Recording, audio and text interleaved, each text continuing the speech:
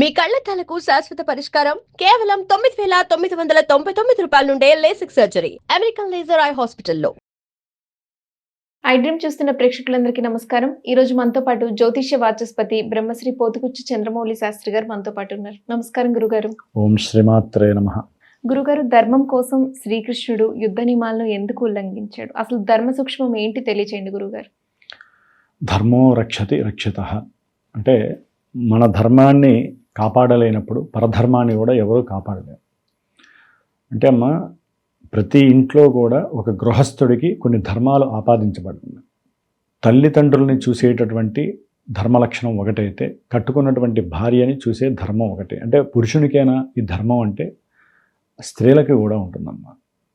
పెళ్లి కానంత వరకు ఆవిడ ధర్మాన్ని ఆవిడ ఆచరిస్తూ ఉండాలి. పెళ్ళైన తర్వాత భర్త యొక్క పతి ధర్మాన్ని ఆచరించాలి. అంటే ఇంటికి సంబంధించినటువంటి విషయాలలో ఆవిడే అన్ని విషయాలలో ఆవిడే చేసుకుంటూ ఉండాలి. ప్లస్ ఆయనకి సంబంధించినటువంటి విషయంలో కూడా ఈవిడ యొక్క ధర్మాచరణ ఆవిడ చేయాల్సింది. ఎందుకంటే మన సనాతన ధర్మం అంటారు కానీ సనాతనం అని ఎక్కడ వదిలేరు దాన్ని.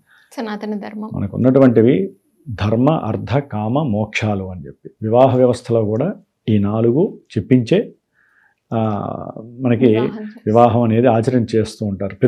ప్రతి మంత్రంలో కూడా ధర్మబద్ధమైనటువంటి సూత్రాలే లంఘించబడే ఉంటాయన్నమాట ప్రతి మంత్రం. అందుకనే ఆ మంత్రాల ప్రభావమే భార్యాభర్తల్ని జీవితాంతం కట్టుబడేస్తుంది. అందుకనే కొన్ని విషయాలు తల్లిదండ్రులు కూడా వివాహానికి ముందు ఏది ధర్మం ఏది అధర్మం, వివాహానికి కాకముందు ఎలా ఉండాలి, వివాహం అయిన తర్వాత ఎలా ఉండాలి అనే విషయాన్ని కూడా తల్లిదండ్రులు పిల్లలకి చెప్తూ ఉండాలి. ఒక చదువుకునేటటువంటి విద్యార్థి బయటికి వెళ్ళిన తర్వాత స్కూల్లో కానీ కాలేజీల్లో కానీ ఏ విధమైనటువంటి కొన్ని ధర్మసూత్రాల్ని ఆచరించాలో కూడా తల్లిదండ్రులే నేర్పించాలి. ఎట్లా పడితే అట్లా మాట్లాడకూడదు కదా. ముఖ్యంగా ఏంటంటే అమ్మా, మీరు అడిగారు ఈ ధర్మ విషయంలో న్యాయము నీతి ఇవన్నీ కూడా దాంట్లో అంతర్భాగమే. ఇవన్నీ కూడా వీటన్నిటికీ హై స్థాయిలో ఉండేది ధర్మం. ఒక్కోసారి ఈ ధర్మాచరణ వైపు వెళ్ళేటప్పుడు అన్నీ నేను నీతిగానే ఉన్నాను, నేను న్యాయంగానే ఉంటాను అనుకుంటే వాడు కళ్ళ ముందు ఎవరికైనా ఏదైనా ఇబ్బంది కలుగుతుందండి, మళ్ళీ నాకు కోర్టులు ఏం చేస్తాయో, పోలీసుల నుంచి ఆపదలు వస్తాయని చెప్పి వీడి ధర్మాన్ని కనుక అట్లాగే ఆచరించి నాకు సంబంధం లేదు, న్యాయము చట్టము ఏం చెబితే నేను అట్లాగే ఉంటా, ఇది నాకు సంబంధం లేదనుకుంటే ఒక ప్రాణం పోతుందా లేదా? అక్కడ ఏం చేయాలి? ఆ వ్యవస్థని పక్కకి తోసేయాలి. భగవంతుడు వీరికి ఒక జన్మనిచ్చాడు. ఆ ధర్మంలో వేరే జీవికి ఇబ్బంది కలుగుతున్నప్పుడు ఇవన్నీ పక్కకి నెట్టి, న్యాయము చట్టము ఇలాంటివన్నీ పక్కకి నెట్టి వీడి ధర్మం ఏంటి వాడిని తీసుకువెళ్ళి ఎక్కడైనా కాపాడేటటువంటి ప్రదేశంలో చేర్పించాలి. ఒక మనిషి యొక్క ప్రాణాన్ని కాపాడాలి. అట్లాగే చదువుకునేటటువంటి విద్యార్థులు కానివ్వండి, లేకపోతే కట్టుకున్నటువంటి భార్యాభర్తలు ఎవరైనా సరే, చదువుకునేటటువంటి విద్యార్థులు టీచర్స్ దగ్గర, లెక్చరర్స్ దగ్గర అన్ని సందర్భాల్లో కూడా అబద్ధాలు చెప్పకూడదు. ఆ కాలేజీ నుంచో ఆ స్కూల్ నుంచో వాడికి నిష్క్రమించేటటువంటి సమయం ఆసన్నమైనప్పుడు ఆ విషయంలో వాడు ధర్మాన్ని అతిక్రమించి కొంతవరకు ఏదైనా అబద్ధాన్ని జోడించి చెబితేనే ఆ ధర్మం గట్టిగా నిలబడి వాడు మళ్ళీ వృద్ధిలోకి రావడానికి అవకాశం ఉంటుంది. అంతేనే కాదు, భార్యాభర్తల మధ్య కూడా ఈ ధర్మాచరణ విషయంలో చాలామంది పొరపాట్లు చేసేస్తూ ఉంటారు.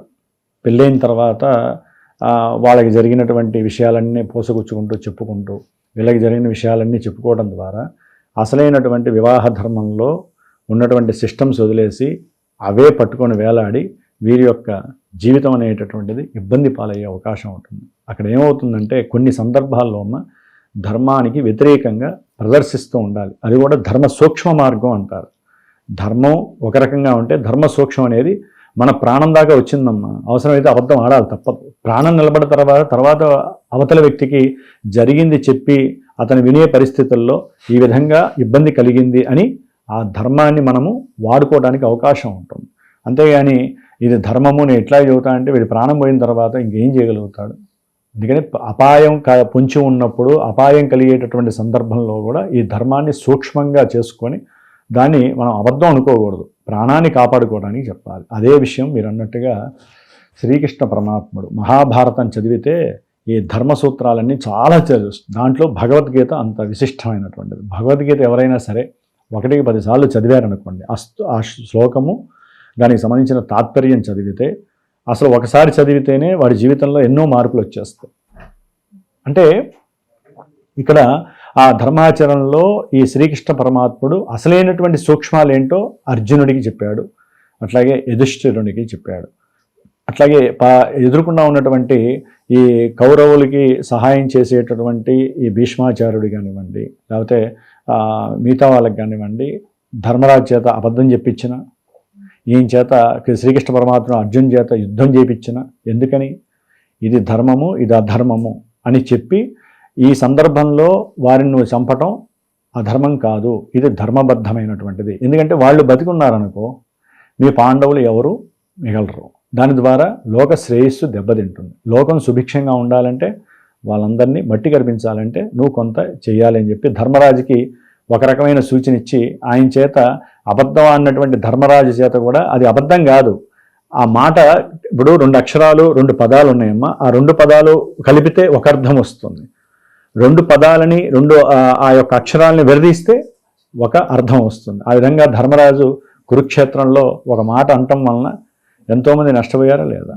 అది కర్ణుడు కావచ్చు, ఎవరైనా సరే ఇబ్బందులు పడ్డారు. అసలైనటువంటి ఆ యుద్ధ నీతిలో చాలా గంభీరంగా ఉంటూ ఎటువంటి వాళ్ళనైనా హతమార్చేటటువంటి కర్ణుడిని కూడా హతమార్చడంలో ఈ ధర్మ సూక్ష్మ మార్గం శ్రీకృష్ణ పరమాత్ముడు ఎవరికైతే వివరించాలో వారికి చెప్పాడు. కాబట్టి ధర్మం అనేటటువంటిది నీతి న్యాయానికి సమానమైనటువంటిదైనా అత్యవసర సమయాల్లో కొన్ని సూక్ష్మమైనటువంటి ధర్మ మార్గంలో ఉన్నటువంటివి చేసుకుంటే మనం ధర్మాన్ని రక్షించుకుంటూ మనం ఎలా ఉండాలి, అవతల వాళ్ళు ఎలా ఉండాలి, సిస్టమ్ని ఎట్లా ఆపరేట్ చేయాలి అనేటటువంటి విషయాలన్నీ కూడా ఈ ధర్మ సూక్ష్మంలో ఉంటాయి.